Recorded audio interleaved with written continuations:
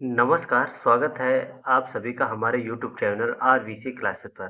आज हम आपके सामने प्रस्तुत करने वाले हैं यूपी बोर्ड परीक्षा 2026 में होने वाले हिंदी परीक्षा का कक्षा 10 का मॉडल प्रश्न पत्र, जिसे यूपी बोर्ड ने अपनी वेबसाइट पर डाला है। इस प्रश्न पत्र की सहायता से हम आगामी 2026 में होने वाले परीक्षा का पैटर्न समझ सकते हैं। आइए शुरू करते हैं हम अपनी आज की वीडियो। लेकिन इससे पहले आपसे निवेदन है, यदि आप चैनल पर नए हो तो कृपया चैनल को सब्सक्राइब और लाइक अवश्य कर लें, क्योंकि यूपी बोर्ड कक्षा 10 और कक्षा 12 की तैयारियां आपको इस चैनल से बिल्कुल फ्री में प्राप्त होंगी। तो आइए शुरू करते हैं आज की वीडियो। देखिए, आज के इस मॉडल प्रश्न पत्र में देखिए, सबसे पहले आपकी जो इस बार की कक्षा 10 की परीक्षा हिंदी की होगी वो 70 अंक की होगी। ये आपको बलपूर्वक पता होगा और 3 घंटा 15 मिनट का आपको समय मिलेगा। इस प्रकार से कुछ प्रारंभ में प्रश्न पत्र के निर्देशिया दिए होंगे, जिन्हें आप कृपया ध्यानपूर्वक पढ़ लीजिएगा। ठीक है? ये देखिए, सबसे पहले बहुविकल्पी प्रश्नों के द्वारा प्रश्न पत्र की प्रारंभ होगा, तो इस प्रकार से खंड आ जो है आपको मिलेगा। देखिए, इन प्रश्नों को करते भी चलते हैं, जिससे आपको अभ्यास भी होता जाए और प्रश्न पत्र की प्रकृति को भी समझने में सुविधा हो। देखिए, इस प्रश्न में पूछा गया है मेरे प्यारे बच्चों कि दूसरा सप्तक प्रकाशित कब हुआ? सन 1943, सन 1951, सन 1959 या सन 1979? जी हाँ मेरे बच्चों, ये सप्तक जो है 7 कवियों की जो है एक श्रृंखला होती थी, जिसमें 7 कवि मिलकर क्या करते थे, अपनी कविताओं का प्रकाशन करते थे। तो इसका जो पहला प्रकाशन हुआ वो 1943 में हुआ था, लेकिन यहाँ दूसरे सप्तक की बात कर रहे हैं, तो मेरे प्यारे बच्चों दूसरा सप्तक आपका 1951 में हुआ था, और तीसरा मेरे प्यारे बच्चों 1959 और चौथा 1979। जी हाँ, 4 सप्तकों का जो है प्रकाशन हुआ। 1943 पहला, 1951 दूसरा, और सी 1959 तीसरा, और 1979 में चौथा हुआ था। और तार सप्तक के संपादक के तौर पर अज्ञे जी का नाम जाना जाता है। इसे आप याद रखिएगा। ये चारों विकल्प आपको 4 तार सप्तक जो तार सप्तक हैं उनको याद करने में महत्वपूर्ण भूमिका निभाएंगे। बहुत ही अच्छा प्रश्न था। आगे चलते हैं। देखिए, इस दूसरे प्रश्न में कहा गया है सुमित्रा नंदन पंत की रचना है। ए उर्वशी, बी पल्लव, सी साकेत या डी कामायनी? देखिए, हम जानते हैं उर्वशी आपके रामधारी सिंह दिनकर की है, साकेत मैथिली शरण गुप्त, कामायनी जयशंकर प्रसाद की है, और पल्लव सुमित्रा नंदन पंत की है। ठीक है प्यारे बच्चों, तो आइए देखते हैं तीसरा महत्वपूर्ण प्रश्न। यहाँ कहा गया है छायावाद की मुख्य विशेषता क्या है? ए प्रकृति का मानवीकरण, बी युद्धों का वर्णन, सी यथार्थ चित्रण या डी भक्ति की प्रधानता? तो मेरे प्यारे बच्चों, जो ए ऑप्शन है, प्रकृति का मानवीकरण छायावादी युग में बहुत ही अच्छे और स्पष्ट रूप से किया गया है। तो छायावादी युग की प्रमुख विशेषता है प्रकृति का मानवीकरण। ठीक है, आगे चलते हैं, अपने अगले प्रश्न को देखते हैं। यहाँ कहा गया है मैथिली शरण गुप्त किस युग से संबंधित है? द्विवेदी युग, शुक्ल युग, छायावादी युग या भारतेंद्र युग? तो मेरे प्यारे बच्चों, हमारा पहला विकल्प इसका सही होगा कि मैथिली शरण गुप्त एक द्विवेदी युग के कवि माने जाते हैं। ठीक है, आगे देखिए, केशव को कठिन काव्य का प्रेत किसने कहा है? यहाँ देखिए, बात कर रामचंद्र शुक्ल, गिरियर्सन, हजारी प्रसाद द्विवेदी, मिश्र बंधु। जी हाँ, केशव को कठिन काव्य का प्रेत किसने कहा है? पांचवा प्रश्न देखिए मेरे प्यारे बच्चों, यहाँ पर कहता है केशव को कठिन काव्य का प्रेत किसने कहा है? तो मेरे प्यारे बच्चों, ए विकल्प सही होगा, रामचंद्र शुक्ल। जी हाँ, रामचंद्र शुक्ल। ठीक है, आगे चलते हैं, अपने अगले प्रश्न को देखते हैं। यहाँ पूछा गया है मेरे प्यारे बच्चों, आजाद शत्रु नाटक के नाटककार हैं जयशंकर प्रसाद, बी महादेव वर्मा, सी राम कुमार वर्मा या डी सुमित्रा नंदन पंत? तो मेरे प्यारे बच्चों, हमारा पहला जो विकल्प है जयशंकर प्रसाद आजाद शत्रु नाटक के नाटककार हैं। ठीक है, बहुत ही महत्वपूर्ण आपका ये भी प्रश्न है। सातवें प्रश्न को देखते हैं। इला चंद्र जोशी की कहानियों का विषय क्या है? ए सामाजिक, बी मनोवैज्ञानिक, सी ऐतिहासिक या डी राजनीतिक? तो मेरे प्यारे बच्चों, हमारा जो बी विकल्प है, मानव वैज्ञानिक विश्लेषण इला चंद्र जोशी की कहानियों का मुख्य विषय होता था, यानी ये बी विकल्प हमारा सही हो जाएगा। देखिए, सन 1018 से 1936 ईस्वी तक के समय को हम क्या कहेंगे? देखिए मेरे प्यारे बच्चों, यहाँ पर शायद 1018 से ना होकर 1918 है। जी हाँ, 1918 से 1936 के समय को किस युग के रूप में जानेंगे, यहाँ पर बात कर रहे हैं। तो क्या प्रेमचंद्र युग, ये बी शुक्ल युग या प्रसाद युग या उपयुक्त सभी। तो यहाँ पर मेरे बच्चों ये आपका द्विवेदी युग और छायावादी युग के बीच का समय है। तो आप इसे उपयुक्त सभी के तौर पर भी जान सकते हैं, जैसा कि विकल्प है। तो उपयुक्त सभी इसका सही उत्तर होगा। नहीं तो आप 1900 अगर 18 है, 1918 से 1936 तो छायावादी युग के रूप में जाना जाता है। ठीक है, आगे चलते हैं अगले महत्वपूर्ण प्रश्न को। देखिए, इस प्रकार के प्रश्नों को आपको बहुत ही सावधानी पूर्वक करना होगा। यहाँ कुछ रचनाएं और वहाँ दूसरी तरफ उनके प्रमुख लेखकों के नाम लिखे हैं। आप देखिए, यहाँ पर सबसे पहले हम मिलाना शुरू करते। देखिए, ऐसे प्रश्नों में जिन प्रश्नों का आपको उत्तर पहले पता है उन्हें मिलाइए, जिससे अन्य प्रश्न को करने में आसानी हो। जैसे कफन है, ये प्रेमचंद्र द्वारा लिखित हुई है। देखिए, ठीक है, यानी चौथा विकल्प आपका का के साथ है। ठीक है, फिर देखिए मैला आंचल जो है फरेशो रात रेणु के द्वारा लिखा हुआ है, यानी ये हो जाएगा। चित्रलेखा आपका भगवती चरण वर्मा और उसने कहा था चंद्रधर शर्मा गुलेरी द्वारा रचित है। तो देखिए यहाँ पर हमारा चौथा विकल्प का के साथ जाता है। देखिए, चौथा विकल्प का के साथ हमारा पहले ही ऑप्शन में है, अन्य किसी में भी नहीं है। तो इससे भी आप बड़ी ही आसानी से प्रश्न का उत्तर दे सकते हैं कि पहला विकल्प हमारा खा के साथ। ठीक है, तो ये हमारा पहला विकल्प सही हो जाएगा मेरे प्यारे बच्चों। ठीक है, आगे देखते हैं हम अपने अगले प्रश्न को। देखिए, यहाँ कहा जा रहा है निम्नलिखित में से उपन्यास है सेवा सदन, विराटा की पद्मिनी, कफन या चित्रलेखा। तो मेरे प्यारे बच्चों, सेवा सदन और कफन तो यहाँ पर देख सकते हैं हम। कफन एवं प्रेमचंद्र की एक कहानी है। तो सेवा सदन, विराट की पद्मिनी या कफन या चित्रलेखा। तो मेरे प्यारे बच्चों, यहाँ पर बात करते हैं हम। यहाँ देखिए, तीसरी जो कहानी है, तो ये तो एक कहानी है। जिन भी विकल्पों में तीसरा विकल्प होगा वो तो सही नहीं होता है। केवल एक या पहला, दूसरा और चौथा। जी हाँ मेरे प्यारे बच्चों, जो सी विकल्प है ये पूरी तरीके से सही हो जाएगा। कफन जो है प्रेमचंद्र की एक कहानी है, न कि उपन्यास। ठीक है, चित्रलेखा अभी आपने देखा भगवती चरण वर्मा। ठीक है, आगे देखिए, यहाँ बात करते हैं करुण रस का स्थायी भाव क्या है। करुण रस का स्थायी भाव क्या है, रति, हास, शोक या निवृत्त। तो मेरे प्यारे बच्चों, जो करुण रस का जो स्थायी भाव है वो है प्यारे बच्चों सी विकल्प सही होगा, शोक। जी हाँ, शोक इस प्रश्न का सही उत्तर होगा। आगे देखते हैं अपने अगले प्रश्न को। 12 नंबर पर आ गए हैं। यहाँ पर देखिए पूछा गया है, सोहत ओढ़े पीठ पट श्याम सुलोने गात, मानो नीलमन शैल पर अतप प्रयोग प्रभात। उपयुक्त पंक्तियों में कौन सा अलंकार है। जी हाँ, इस प्रकार से आपको अलंकार भी पूछे जाएंगे बहुविकल्पी प्रश्नों के द्वारा। आपको इस इन पंक्तियों में से अलंकार छाटकर आपको सही विकल्प चुनना होगा। देखिए, सोहत ओढ़े पीठ पट श्याम सुलोने गात, मनो नीलमन शैल पर अतप प्रयोग प्रभात। देखिए, जब मनो जनो इस प्रकार से कुछ वाचक शब्द जब आते हैं वो उत्प्रेक्षा अलंकार होता है। तो मेरे प्यारे बच्चों, इसका बी विकल्प सही हो जाएगा, उत्प्रेक्षा अलंकार। ठीक है, आगे प्रश्न को देखते हैं। 13, यह एक सममात्रिक छंद है, इसमें 4 चरण होते हैं, प्रत्येक चरण में 11-13 के विराम से 24 मात्राएं होती हैं। किस छंद का लक्षण है। ए सोरठा, बी रोला, सी चौपाई या डी दोहा। तो मेरे प्यारे बच्चों, बी विकल्प सही होगा, रोला। ठीक है, चौथा प्रश्न देखिए, उपसर्ग से संबंधित है। यहाँ कहा गया प्रहार शब्द में किस उपसर्ग का प्रयोग किया गया है। प्रा, आ, निर या पर। तो प्रहार जो है उपसर्ग जो होते हैं किसी शब्द के प्रारंभ में प्रयोग किए जाते हैं। तो प्रा शब्द जो है मेरे प्यारे बच्चों, इसका सही उत्तर हो जाएगा। ठीक है, आगे चलते हैं। यहाँ देखिए, समास से जुड़ा हुआ एक प्रश्न है, पंचतंत्र में कौन सा समास है। एक कर्मधार, बी द्विगु जैसे तत्पुरुष या दंड। तो मेरे मेरे पंचतंत्र की जो बात करते हैं, तो यहाँ पर हमारा बी विकल्प से हो जाएगा। देखिए, पंच एक संख्या वाचक है, तो यहाँ पर आपका बी विकल्प सही हो जाएगा। आगे देखिए, यहाँ पूछा गया है अर्थ के आधार पर वाक्य कितने भेद है। वर्ग अर्थ के आधार पर वाक्य के कितने भेद है मेरे प्यारे बच्चों, 2, 5, 6 या 8। तो मेरे प्यारे बच्चों, हमारा सही उत्तर होगा 8। ठीक है, यहाँ देखिए तत्सम और तद्भव से भी जुड़े प्रश्न हमें देखने को मिलेंगे। तो यहाँ पूछा गया आंसू का तत्सम रूप क्या है, रोना, आह, आंसू या अश्रु। तो मेरे प्यारे बच्चों, हमारा डी विकल्प सही होगा, अश्रु।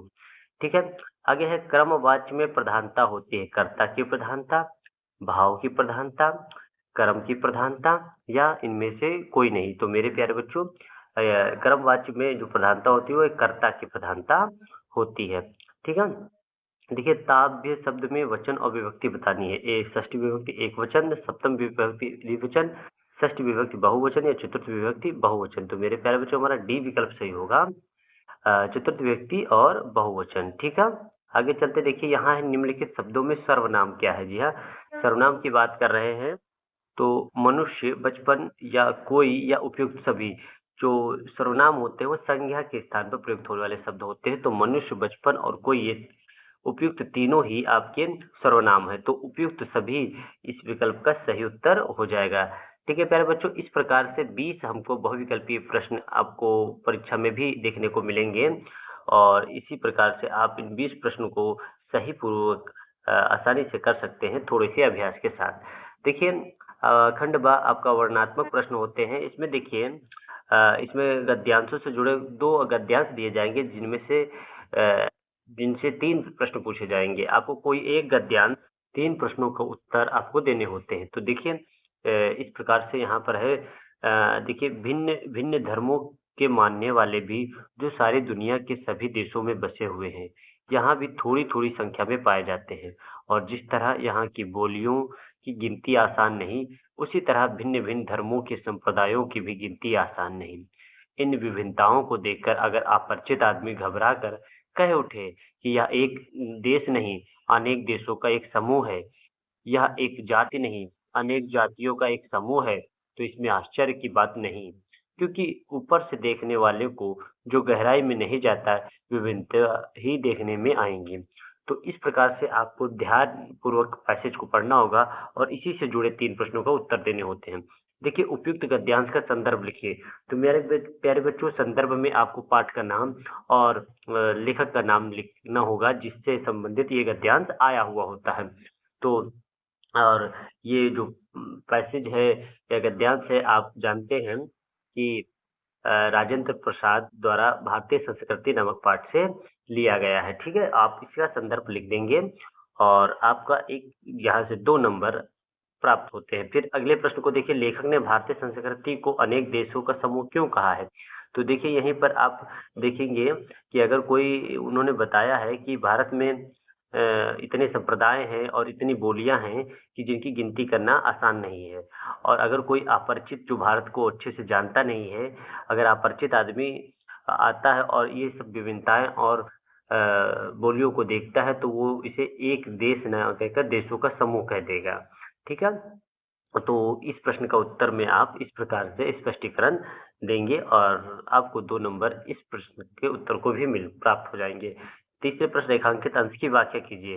रेखांकित अंश मेरे प्यारे बच्चों इस गद्यांश में जिन लाइनों के नीचे रेखा खींची गई है उन्हें रेखांकित अंश कहते हैं और इनकी व्याख्या बतानी है अर्थात इनसे इनको क्या तात्पर्य है, लेखक इसमें क्या बताना चाहता है, आपको और अच्छे से स्पष्ट करके बताना होता है।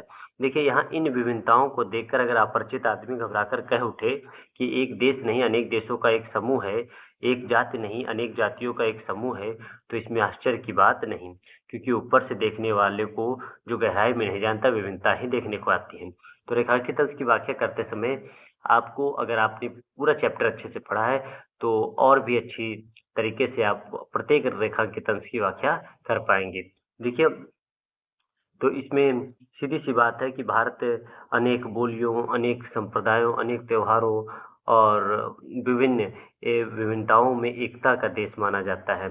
तो आप उसी से जुड़ा हुआ इसकी व्याख्या संदर्भित करेंगे और 2 अंक इसके भी आपको प्राप्त होंगे और जल्द ही हम आपको यूपी बोर्ड कक्षा 10 और कक्षा 12 की वीडियो रेगुलर प्रोवाइड कराएँगे और प्रत्येक टॉपिक वाइज़ आपकी तैयारी करवाएँगे जिसमें इस प्रकार के गद्यांशों को भली-भाँति हल कराना आपको बताया जाएगा। तो आज हम पेपर की पैटर्न को समझ रहे हैं, तो आज हम तेज़ी से इसको करते जाएँगे और आप चैनल पर जुड़े रहें, लाइक, शेयर, सब्सक्राइब करते रहें और आपकी बोर्ड एग्ज़ाम तक की अच्छे से प्रिपरेशन कराना हमारी ज़िम्मेदारी है। आगे देखिए अथवा लगा हुआ है, वो अगर आपको पैसेज पढ़ने या समझने में दिक्कत होती है तो उसके नीचे एक और पैसेज दिया होगा, गद्यांश दिया होगा, जिसे आप पढ़कर समझ सकेंगे, जो भी आपको ज़्यादा आसान लगे या जिसमें आप ज़्यादा ही कंफर्टेबल हों, उसे आप कर लीजिए। देखिए, इसको भी एक बार पढ़ लेते हैं। हिंदी में प्रगतिशील साहित्य का निर्माण हो रहा है। उसके निर्माता यह समझ रहे हैं कि उनके साहित्य में भविष्य का गौरव निहित है, पर कुछ ही समय बाद उनका यह साहित्य भी अतीत का स्मारक हो जाएगा और आज जो तरुण हैं, वही वृद्ध होकर अतीत का गौरव का स्वप्न देखेंगे। उनके स्थान पर तरुणों का फिर दूसरा दल आएगा, जो भविष्य का स्वप्न देखेगा। दोनों के ही स्वप्न सुखद होते हैं, क्योंकि दूर के ढोल सुहाने होते हैं। तो मेरे प्यारे बच्चे, आप किसी भी जब गद्यांश को पढ़ रहे होंगे तो शायद आपको पहले 1-2 लाइनों में समझ में ना आए, लेकिन जैसे ही आप पूरा गद्यांश पढ़ेंगे और उसमें से कुछ न कुछ अगर आपने पहले पढ़ रखा है पाठ को, तो ऐसा हिंट आपको ज़रूर मिल जाएगा, जिससे आपको गद्यांश लिखने में, संदर्भ लिखने में बड़ी ही आसानी हो। ठीक है? तो इस प्रकार से आप इस पद्यांश को भी, गद्यांश को भी पहचानेंगे और इसके लेखक को नाम बताएँगे। तो ये मेरे प्यारे बच्चों, क्या लिखूँ पदमलाल पुन्नालाल बख्शी द्वारा लिखित जो निबंध है, उससे जुड़ी हुई गद्यांश दिया गया है। ठीक है प्यारे बच्चों? और इन 2 गद्यांशों में से कोई एक ही आपको करना होगा। ठीक है? ठीक उसी प्रकार आपके पद्यांश में से भी 2 पद्यांश दिए गए होंगे और उनसे जुड़े कुछ प्रश्न पूछे जाएँगे। 2 पद्यांशों में से कोई एक पद्यांश करना होगा। तो देखिए, यहाँ पर जो एक पद्यांश दे रखा है, मोर पंख सिर ऊपर रखियो, गुंज की माला गले पहरोगी, ओढ़ पीतम्बर ले लुकोटी वन गोदन ग्वारन सर फिरोगी, भवत सोह मेरे रसबान, सो तेरे को स्वान स्वान करूंगी, या मुरली मुरली धरन की अधरन धरी अधरा न धरोगी। तो मेरे प्यारे बच्चों, ये रसखान के सेवैया नामक जो पाठ है दशरथ में हिंदी के, उसमें से लिया गया है। इसमें जो गोपियां हैं कहती हैं कि मैं अपने श्री कृष्ण की तरीके से हर लीला कर सकती हूँ। जैसे वो मोर का पंख सिर पर रखते हैं, तो मैं भी रख लूँगी, गुंज की माला पहनते तो मैं भी पहन लूँगी, ओढ़ पीताम्बर यानी पीले वस्त्र धारण करके ग्वाल बालों के संग गाय चराने जाते हैं, वो भी जाएँगी। और रसखान से कहते हैं कि हे रसखान, आपके कहने से जो वो करते हैं वो सब काम करूँगी, लेकिन एक काम नहीं करूँगी। मुरली मुरलीधर की अधरन धरी अधरा न धरूँगी। जो मुरली श्री कृष्ण अपने होठों पर रखते हैं, तो उनको मैं अपने होठों पर नहीं धरूँगी। तो ये आपको मेरे प्यारे बच्चों रेखांकित अंश की व्याख्या में इसी प्रकार से आपको बता देना है।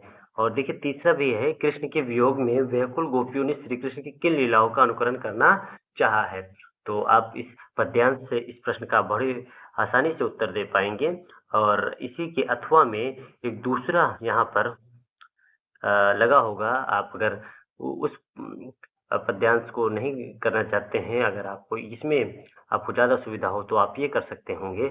इसी प्रकार परीक्षा में 2 विकल्प आपके सामने प्रस्तुत किए जाएँगे। और यहाँ देखिए, उधो मोह ब्रज बिसरत नाही, वृंदावन गोकुल वन उपवन सघन कुंज की छाई, प्रातः समय जसुमति अरुनंद देखि सुख पावत, माखन रोटी दह्यो सजायो अति हित साथ खवावत, गोपी ग्वाल बाल संग खेलत सब दिन हसत रात, सूरदास धन धन ब्रजवासी जिनसो हित जतु नाथ।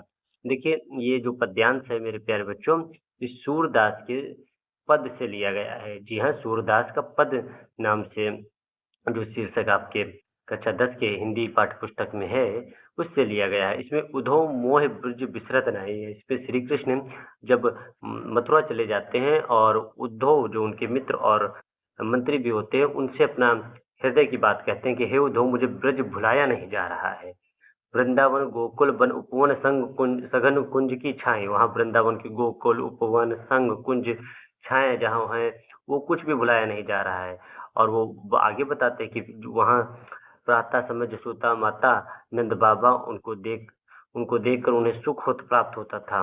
माखन रोटी माता यशोदा स्वयं उनको अपने हाथों से खिलाती थीं। गोपी ग्वाल बाल संग खेलते-खेलते पूरा दिन बीत जाता था। और वो सब यहाँ श्री कृष्ण को याद आ रहा है, वहाँ से वापस आ जाने के बाद।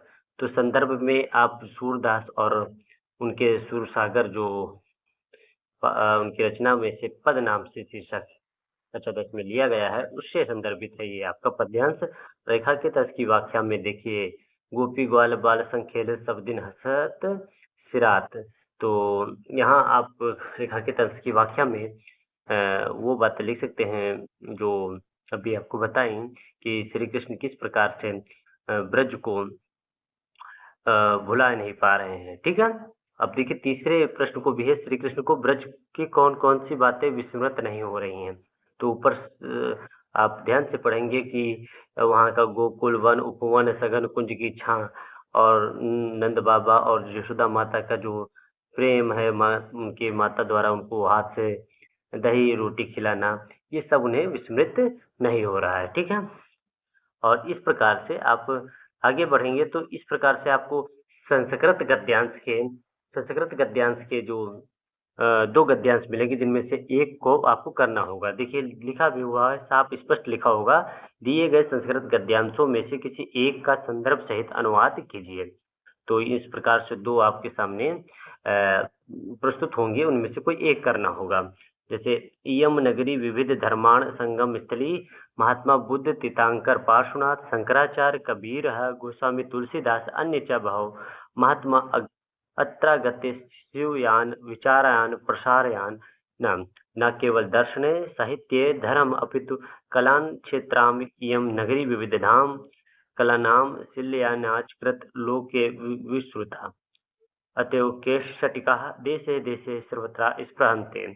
तो यह हमारे जो वाराणसी का जो पाठ है संस्कृत के हिंदी खंड काव्य पुस्तक में उससे लिया गया है। आपका इसका हिंदी अनुवाद लिखना होगा, ठीक है। कि यह नगरी विविध धर्मों की संगम स्थली है, महात्मा बुद्ध तीर्थंकर पार्श्वनाथ शंकराचार्य कबीर गोस्वामी तुलसीदास अन्य बहुत सारे महात्मा यहाँ पर आए और अपने विचारों का प्रसार किया है।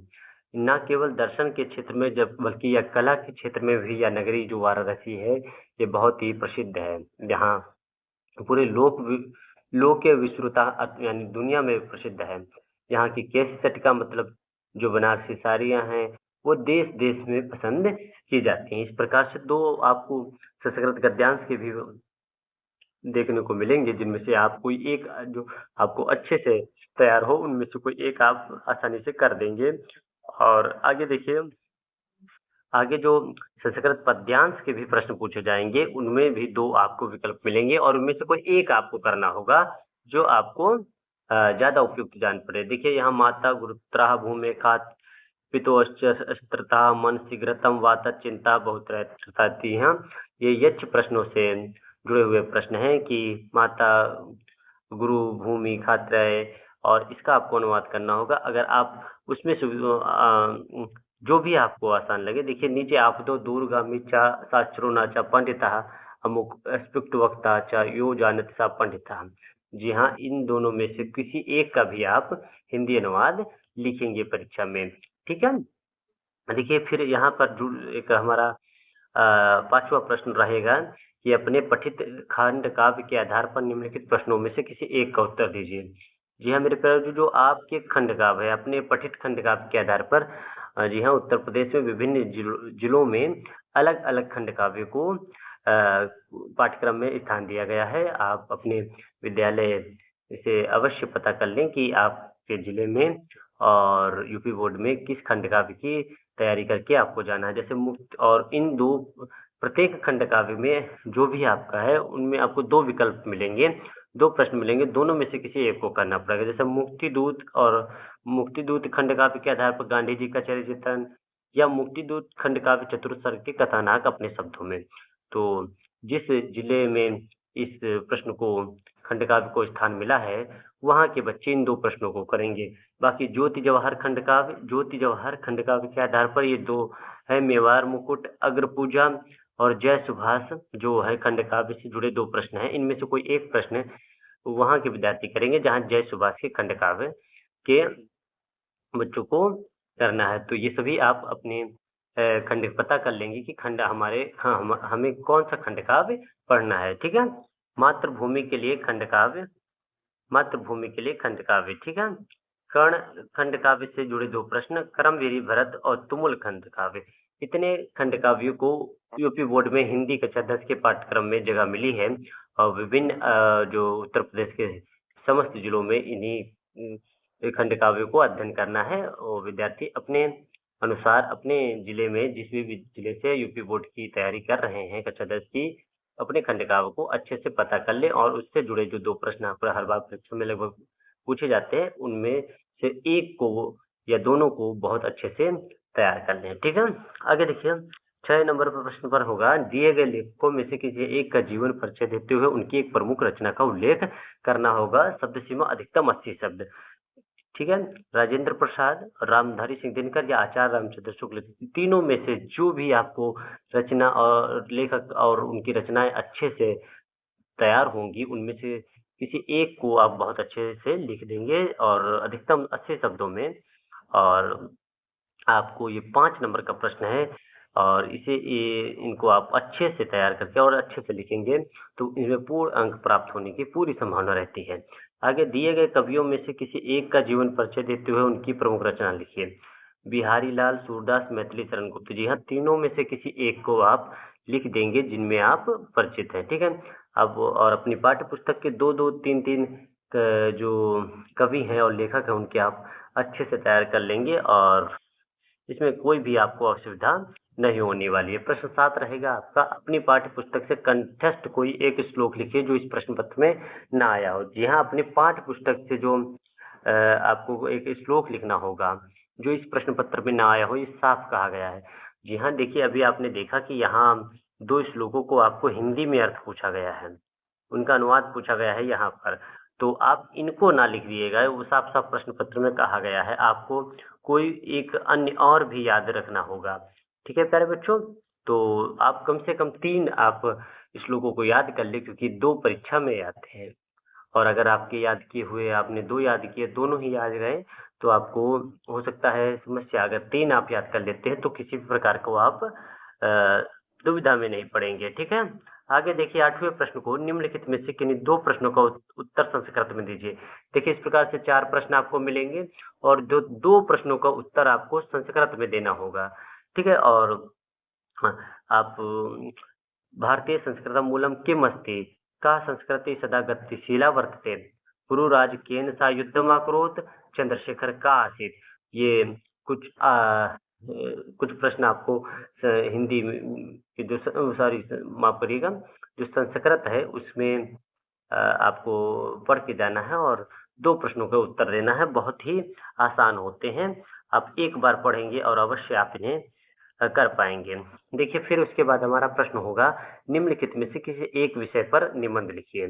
तो निबंध पर्यावरण प्रदूषण, विज्ञान अभिशाप या वरदान, यातायात के नियम, जनसंख्या, लाभ या हानि। जी हाँ, प्रत्येक वर्ष इसी प्रकार से आपको विकल्प मिलेंगे काफ़ी और जिस विषय में आपको अधिक जानकारी हो और जिसके बारे में आप बहुत अच्छे से लिख पाएँगे परीक्षा में, उस विषय का चयन करके आप उस पर अच्छे से निबंध लिखेंगे और इन सब विषयों की तैयारी आपको कराई जाएगी और आज हम आपको पैटर्न जो परीक्षा का रहने वाला है उसको समझा दें जिससे आपको स्वयं परीक्षा और की तैयारी करने में आसानी हो।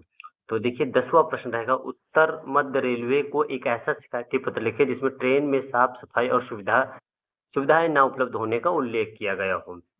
अथवा अपनी रुचियों के उल्लेख करते हुए अपने मित्र को एक पत्र लिखिए। तो इस प्रकार से आपका यूपी बोर्ड का जो प्रश्न पत्र हो है 2026 का कक्षा 10 का वो रहने वाला है मेरे प्यारे बच्चों। तो मेरे प्यारे बच्चों इसी प्रकार आप देख सकते हैं कि हिंदी का पेपर ये जो कक्षा 10 का आज हमने आपको बताया है और बहुत ही आसान रहेगा अगर आप तैयारी को अपने रेगुलर बनाए रखते हैं, तो इसमें कोई भी आपको असुविधा नहीं होने वाली है।